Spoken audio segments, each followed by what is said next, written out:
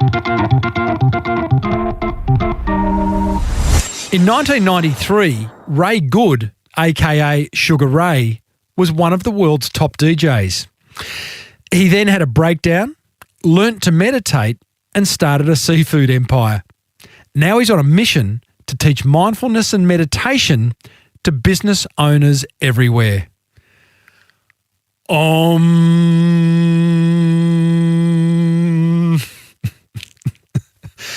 It's a very chilled and slightly stupid episode 456 of the award-winning Small Business Big Marketing Podcast. Well, I said, welcome to a small business marketing show where successful small business owners share their souls to take your marketing straight to the lead. Now, here's your host, Mr. Timbo Reid. And welcome back to your weekly dose of marketing meditations. I'm your host, Timbo Reid.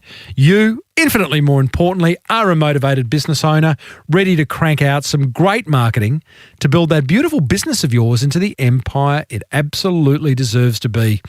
And that's what we do around here, day in, day out. Plus, you can also join our free Facebook group to discuss the learnings from each episode with myself and others just like you. Just search for the Small Business Big Marketing Tribe on Facebook. Big episode today. We catch up with an ex-rockstar DJ, Reid, who turned his personal and business life around after hitting rock bottom. We even do a little meditation during this interview. LA-based concierge to the stars, Steve Sims, is back to share another simple way to wow those precious clients of yours. I'll tell you about a couple of guests we've got coming up in the coming weeks.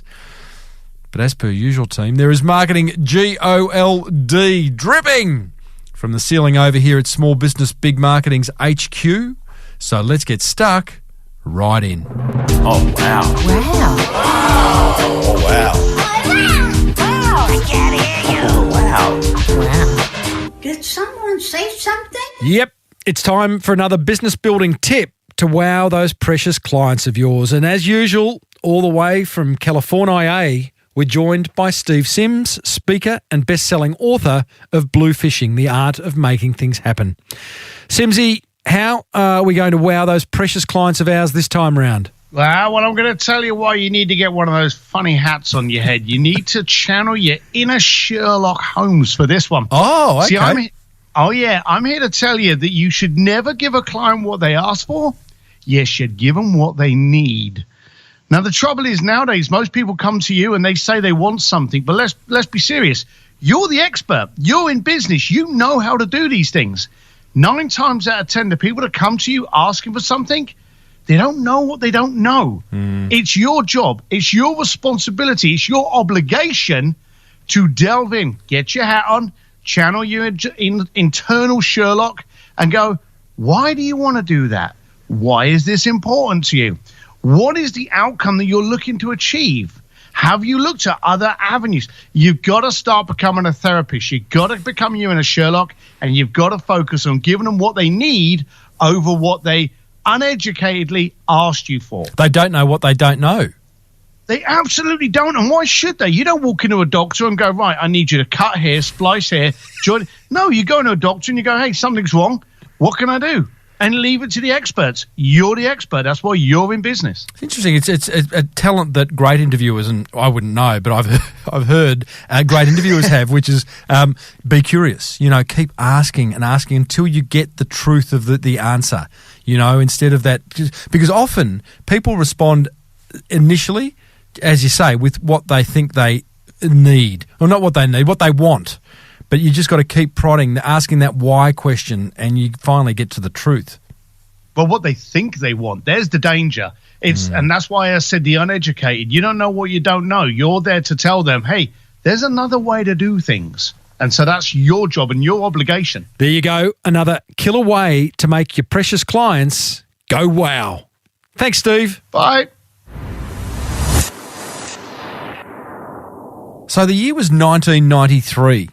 The Prodigy had just gone platinum, crop tops were cool, don't know why, and Reid was living the good life as one of the world's top 100 DJs, spinning decks at sold-out raves in London, Tokyo, Berlin, organising large-scale music events. He even owned Australia's most respected import record store and his own record label. But then the good life came to an end, didn't it? He went too hard, too early. Ray was burning out, and so were most of his mates. Eventually, some very good friend tapped him on the shoulder and suggested he try meditation. And from that point on, he's never looked back. He launched a hugely successful, sustainable seafood restaurant empire, which he subsequently sold in order to focus 100% on his real passion. That is helping entrepreneurs and business owners like you and I find their good place via meditation. And as Ray says, and I quote, "The best guy to teach silence is the one who understands noise." End quote. I like that. So in this candid chat, Ray shares his business building strategies, his coping strategies, how he built Hooked into a mini empire, and how and why we should all meditate. Ray even takes us through a beautiful guided meditation, which I think you're going to love. I certainly did. But before we get all peaceful, I started off by asking Ray to describe his crazy life as a DJ. Woo, pretty crazy. As you just mentioned, made it onto the list of the world's top 100 DJs. But also at the same time, I was building up an empire. I was running large-scale rave parties in Sydney and dance parties. I had weekly club nights going. I had my own import record store and record label as well. So... this was at quite an early age. I guess I was kind of in, this is early 90s. I was probably about sort of 22, 23, living the dream, and juggling a lot, I guess. And, it was inevitable, I guess, that I was going to burn out. And, and it's also the first time I really faced, stress and anxiety in a very sort of, with what I was doing. So... tell us about your lowest moment. I mean, it sounded like a pretty good time. I mean, you're probably having a ball. Yeah, of course. I was. It was amazing. I was, getting paid stupid amounts of money to go around basically play records to people up all night. And, it was amazing. It's, it was an, amazing career. But, there's another side to it that, a lot of people don't see. Obviously, the late nights. Back then, people were smoking in clubs, and there's a lot of stress. I mean, promoting was extremely stressful. You'd put on an event and you could easily lose sort of 50, 60 grand in a night. So, there was a lot of stress that goes with that. And, and I started to feel that. I started to, my health started to suffer mentally and physically. And I needed to try and find a way to try and balance it out. So a friend told me about a meditation class. I never knew anything about meditation. I thought it was all crystals, candles and sandals. And I went along. And, that day changed my life forever. I've had a daily meditation practice for 27 years. Wow. Yeah. So that rolled off the tongue very easily. We've gone from an incredible period of your life in the 90s through to, I guess, I mean, you didn't use the word breakdown, but I guess there was a dark moment where you hit rock bottom. Yeah, well, I mean, I think, as an entrepreneur or anyone that's in business, we all have to face, anxiety is always in the background. It's part of being an entrepreneur, I guess, and being in business. And, but also, I was getting, I was having problems with my sleep and, I was constantly getting run down. And I really had to... find a way to balance that out. So obviously meditation, but also yoga. I got into my, I really watched what I started to eat and really, I really looked after my well-being as a way, because I loved my career and I was in it for the long game. So whereas a lot of people around me, I wasn't partying. It actually was a business for me, and I was treating it very much like a business as a long-term career. I wasn't, I wasn't into the, the crazy party side of it. You know, I don't even think I drunk back then. You know, I loved music. I loved DJing. I've always been really passionate about music, and you know, and I found a tribe of people that I really connected within the club scene and then the rave scene in the early 90s in Sydney, and I really felt like I belonged. And, you know, so for me, I was in it for the long game. So I had to find ways to kind of balance it out. So a wonderful friend clearly taps you on the shoulder, says, try this thing called meditation. What did that do for you? Well, all of a sudden, at the time, I couldn't stop. My brain was going at a million miles an hour. I just couldn't switch off. Welcome to the world. Well, I think the world's caught up with me now, right? Everyone I talk to is in the same boat. It's only, you know, I went through this, you know, all that time ago. You know, I couldn't switch off, and I felt really, you know, I wasn't satisfied with life. I had everything that, you know, we aspire to achieve, and I say this in a way, not in an egotistical way, but in a way of, you know, I had, you know, I was making loads of money, I had all this status and all this stuff, but inside I really didn't feel like there was something missing, and I really didn't feel happy, and there was like a personal happiness that was kind of missing in my life, and I just didn't get it because, you know, I'm a working class boy. I grew up in the East End of London, one of the poorest areas of Britain, very working class. I had a terrible education, you know, and you grow up with that, you know, striving and trying to achieve, and you kind of get there, and then it's kind of, you finally reach it, and something's missing. So I guess that kind of that was missing as well. So yeah. So off the back of that, you get well again, and you decide to start another business in seafood. You leave the DJing scene behind and started a business called Hooked. I actually maintained a professional DJing career for about 15 years. So all during that time, you know, meditation was a tool to help me deal with a lot of the ups and downs that I kind of faced during my career as a DJ.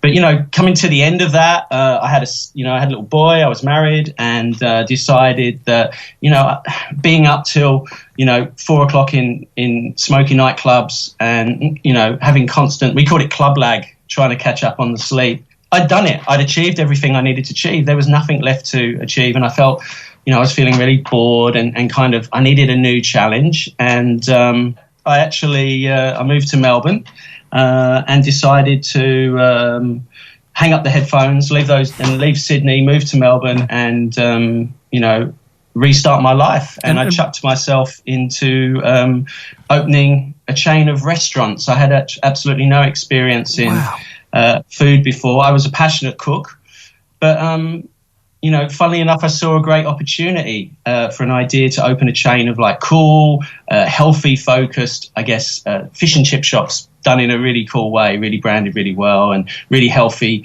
you know, nice grilled fish, beautiful salads, brown rice, bok choy. And I actually got the idea when I was in Byron Bay, of all places, DJing. There was a little, an amazing fish and chip shop up there called Fishmongers. It's behind the Beach Hotel, and I was up there one day with this English DJ that I was DJing with up there, and he's going like, why hasn't someone done this? Why hasn't someone taken fish and chips, rebranded it and done it in a really cool way? And that idea kind of stuck with me, and you know, being an Englishman, fish and chips is the national meal over there. It's just understanding that's really interesting. So you've got no experience in this field, you've never owned a restaurant or a cafe, you've not been in hospitality, but you saw, and I love this, you saw an industry that was under-marketed and under-branded. Lots of fish and chip shops around the place. They're all over Australia, as I'm sure they're all over England. But no one had actually taken it up a step and created something cool and funky and healthy. And, it's interesting. It's all very well to see that. I mean, I can look around now and probably identify another 3, 5, 10 types of industries that are like that, but to actually then take the step and go, I'm actually going to create one, that's a big step.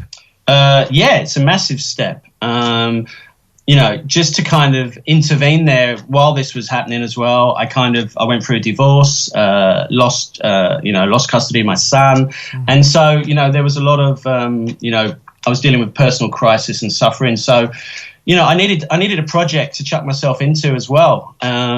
And so, I had the energy and the drive. I mean, this was, probably about 12 years ago. So I just, I took that leap of faith and said that, I'm going to make it happen. And I did. And I had a great name for it. That's the other thing. I always get inspired with businesses when I come up with a good name. Yes, me too. Came up with the name Hooked.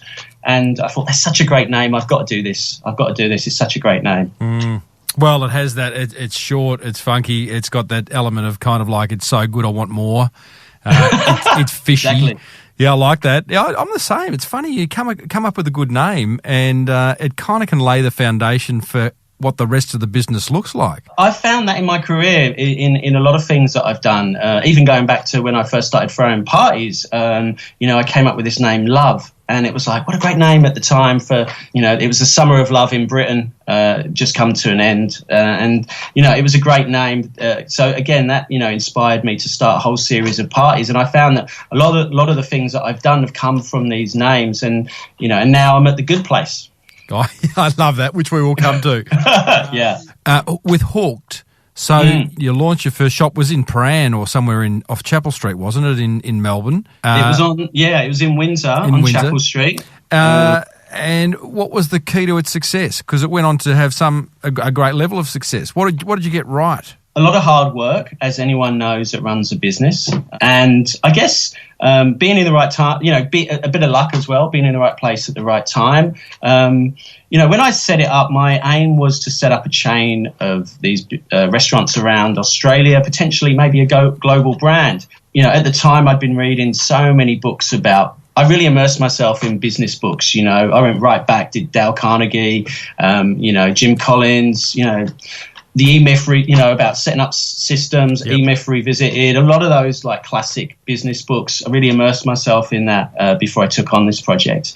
And so it was about setting up a business and setting up systems, which was really important. So I think that fundamentally at the start, that helped because, it's about setting up systems. And it didn't, it also helped that, I had one of my, mates down here had a brilliant marketing and branding business that could really well, he introduced us, Paul Finlay. He put us together, and what's his Brands to Life? Great business. Yeah, and tell me about that because I know Paul is passionate about branding and the visual side of branding. You clearly are too. How important was that in bringing Hook to life? It was everything. Branding, the way you brand your business is essential, especially today, even more so today. But throughout all my business career so far, branding is absolutely, it says everything about you. Every touch point has to be branded. It's who you are. It's your, it says so much about you. And obviously Paul, as we've known each other a long time. He actually started off doing the flyers for a lot of my parties back in the early days, and we developed this friendship. But he's amazing at what he does with Brands to Life, and a great mentor as well. I have to say, he mentored me as well through that period because I'd come to Melbourne I didn't know anyone. I was on my own. And, I had a couple of great mates down here that really helped. And, and at that time as well, in Windsor, there wasn't that much competition. There was only there was a chain of restaurants called Grilled that did like burgers, healthy burgers.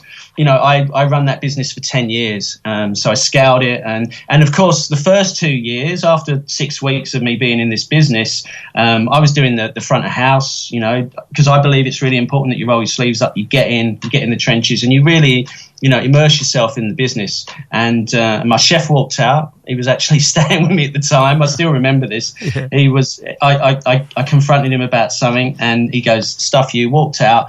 And then I remember it was a very dark day. I was sitting there and I was realizing that I didn't have a chef, and I had this restaurant, and I'm going to have to learn how to cook very, very quickly.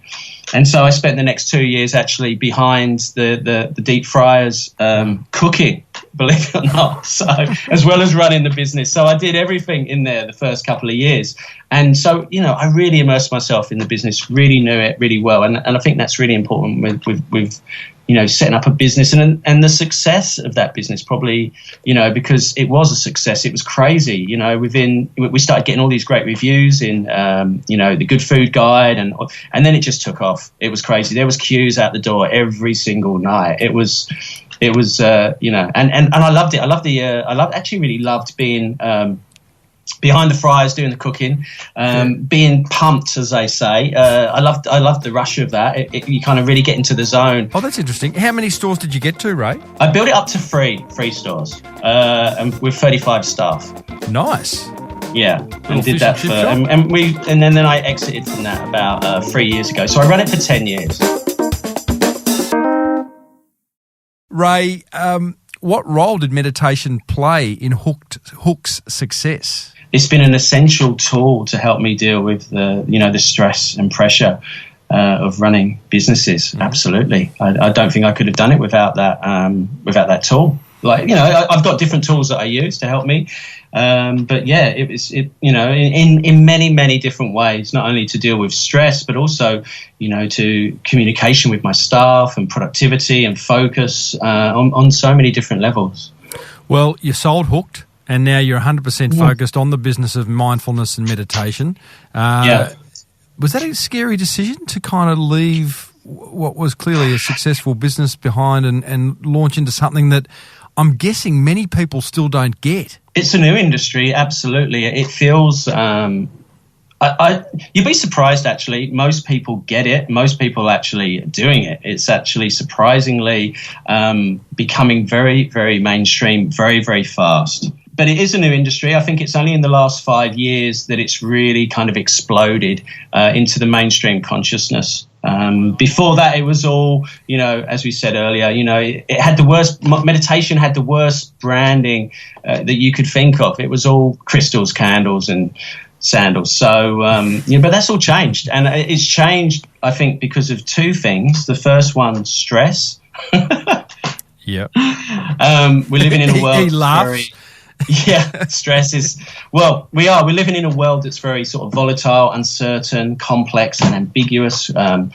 We're struggling with time scarcity, hyperconnectivity, information overload and constant distraction. And we just can't switch off or unplug. And of course, it's taking its toll. We're having problems sleeping, we're having problems focusing. And, of course, mental health conditions such as anxiety and depression are skyrocketing. The World Health Organization says that depression is the biggest health issue globally now. And stress is also the leading cause of ill health in the workplace, resulting in burnout, increased absenteeism and presenteeism. So it doesn't matter if you're a full-time puppy cuddler, we all feel stressed. I want to talk more about the whole mindfulness and meditation movement and how it impacts how it can positively impact the business owner.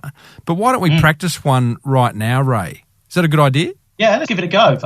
I'd love that, mate. For all those out there that have never tried a meditation, let's do a simple 2-minute micro meditation, as I call it. And this is great. You can use this throughout the day if you're feeling a little stressed, scattered, or before a meeting or a presentation, or just to have a little break between tasks, just to give you a chance to sort of reset, refocus and recharge. What do you think? I think that's an awesome idea. If I fall asleep, just sort of tap on the microphone to wake me up. Tim, are you there? Yeah. Jamie, if you could just dull the lights in the studio, please, and light the candles. All right, buddy, I'm ready when you are. This is awesome. And by the way, if you are driving or if you are handling, we have to put a disclaimer in here. If you're driving, don't do this meditation while you're driving. If you are chopping down trees with chainsaws, which you probably wouldn't be listening to this show if you were doing that, but if you are doing something that requires you to just take your mind off for a while, then just stop what you're doing.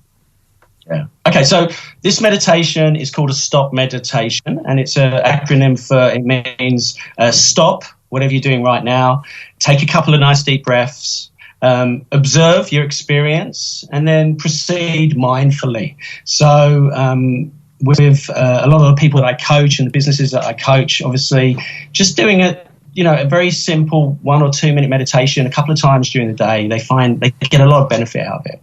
So we'll begin this meditation just making sure that you're comfortable. And if you can, make sure your back's nice and straight. And closing the eyes if that feels comfortable. You can just lower your gaze gently in front of you in a very loose and unfocused way. And so we'll begin this meditation just by taking a couple of deep breaths. So breathe in through the nose, down into the belly, and then out through the mouth. So breathe in. Breathe out. Breathe in. And breathe out.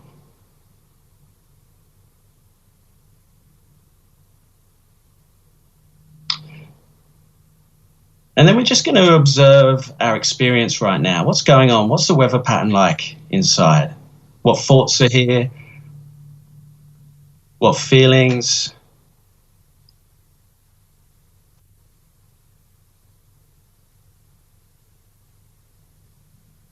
And then just bring your awareness to the whole body sitting here. Just being aware of any sensations in the body. You might feel some tension in the shoulders. Just have an awareness of whatever's going on in the body.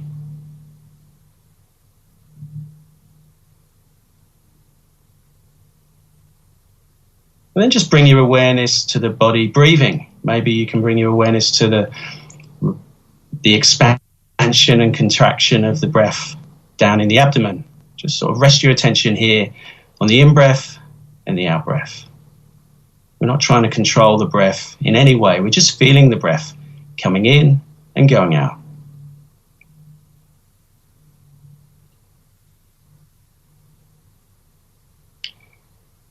If your mind wanders off and you get caught up in thinking, planning, worrying, without judgment or evaluation, you just bring your attention back to the sensation of the breath and just start again.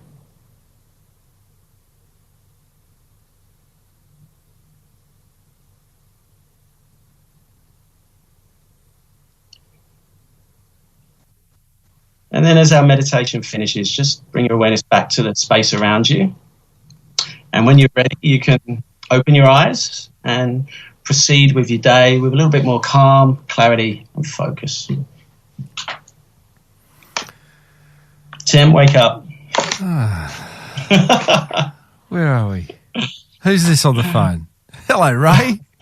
That was beautiful, mate. I am a meditator, and you know, there are some days where I forget to meditate, and when I do it again, I'm reminded of just how beautiful it is. And it's incredible. I mean, what was that, 2 minutes? And it can make such a shift in your mind. Absolutely. Just even 1 minute counts, you know, just to stop and just take a break, you know. It's really powerful. And I guess, you know, this is the reason why it's exploding globally at the moment. I learned a great technique a few years ago called JAM, which is the acronym for just a minute. And it was simply just to set a little beep on your phone or your watch or your computer on the hour, which many watches do that anyway. And it was just a reminder to take 1 minute and to sit in silence and to observe your breath. That was it. Nothing else. And boy, it's a cleanser. That's what it is. It just cleanses your mind of all that noise that's going on throughout your day. Yeah, it helps you. It just calms the mind, settles the mind a little bit. And there's also a whole lot of science behind. When we actually focus on our breath, we activate our parasympathetic nervous system, which is the rest and digest. And that's the opposite to the sympathetic nervous system, the fight or flight, the stress response. And that's one of the reasons why meditation is really powerful in helping us to deal with stress. And just to, you know, it's nice just to power down for a couple of minutes and, you know, before we power back up and getting into our day. So, you know, for doing a couple of these, I look at doing a couple of these little meditations during the day, you know, really powerful way just to reset and refocus. I was listening to a podcast only last week with Oprah and Eckhart Tolle, who wrote The Power of Now. And this particular episode I was listening to, they were talking about the space, that we've got to find the space in between the madness, which is what we just did then. Yeah. We all just did then collectively, and it's such a nice thing to do where that space in between, you know, of what's that order I've got to put in and what's that marketing I've got to do and who's that client I've got to reach out to and I've got to pick the kids up, and it's like it's just noise. And if you don't actively seek out those little moments of space, then you go mad, and that's why the world is going mad. That's why anxiety is on the, you know, massive increase. Absolutely. We don't just take the time just to stop and take a little break. And you're absolutely right, Tim. That's Ray, exactly. I think you're onto something here, mate. So you've turned this into a business. I love it. thegoodplace.com.au is where people can go and do what? How do you turn this into a business? Are you going into businesses and, get everyone to stop? Or what are you doing? So at the moment, I'm a solopreneur. I don't, it's just about me and my message and trying to get people into their good place. So I do one-on-one coaching with people, mindfulness coaching, and then I go into businesses. I work with a lot of high performers, business leaders, and forward-thinking companies, and run workshops about how we can cultivate mindfulness, but then also how we can be more productive, improve our performance. How do you sell it? Is it a hard sell? At the moment, mindfulness is it's been over the past 5 years. I think everyone has heard of mindfulness. You'd have to be living under a rock to not have heard of mindfulness. A lot of workplaces are seeing that, not only does it lower work-related stress, but it also improves sort of well-being and happiness, improves performance, but then you can also get a competitive advantage out of it. So it's kind of a win-win situation. And you look at a lot of the, half the Fortune 500 now offer mindfulness meditation training to their employees. You've got companies like Google, Facebook, LinkedIn, Goldman Sachs, PwC. So in America, it's obviously it's massive. And I mean, you've only got to look at the number of people in the United States over the last 6 years. The number of people practicing mindfulness meditation has tripled from 4% of the population to 14.4%. And it's currently being used by 35 million people. And the meditation app Headspace has been downloaded 20 million times.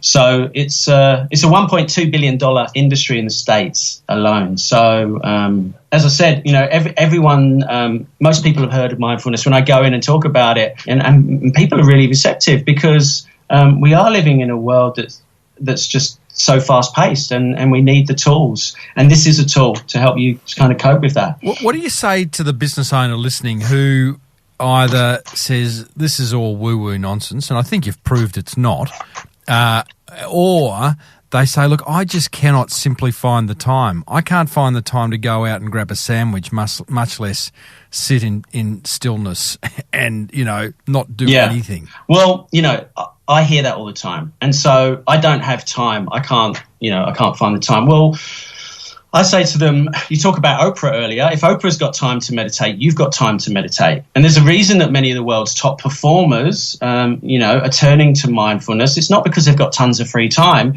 It's because they're going to be less stressed. They're going to be more productive and efficient.